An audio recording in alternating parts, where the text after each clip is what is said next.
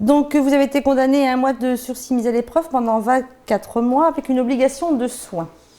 Alors première chose, vous avez la possibilité de faire appel aujourd'hui de ce jugement pendant 10 jours. Vous avez un délai de 10 jours. Je comprends, oui. Voilà. Vous êtes redevable, comme chaque condamné qui passe à l'audience correctionnelle, d'un droit fixe, d'un droit de procédure de 90 €.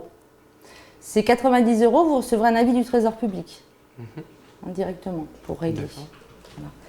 Alors, pour cet emprisonnement avec sursis assorti d'une mise à l'épreuve, je vais vous donner une convocation devant un organisme qui s'appelle le SPIP, le Service d'insertion et de probation, qui est sous couvert du juge de l'application des peines.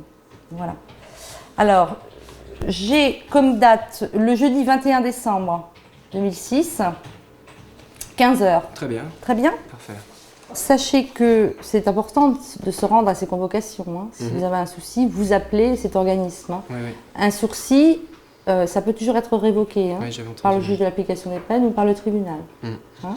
L'intérêt du BEX, c'est ça leur permet d'aller tout de suite après l'audience voir le greffier qui va leur expliquer la décision. Donc je pense ils comprennent le sens de la décision qui a été prise par le tribunal.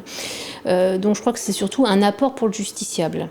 Alors c'est certain que je crois que pour nous, ça nous permet peut-être après de reprendre ça avec le client en rendez-vous s'ils viennent nous voir par la suite, mais ils ont déjà eu cette explication et je crois que surtout l'apport important pour le justiciable, c'est la notification de la décision.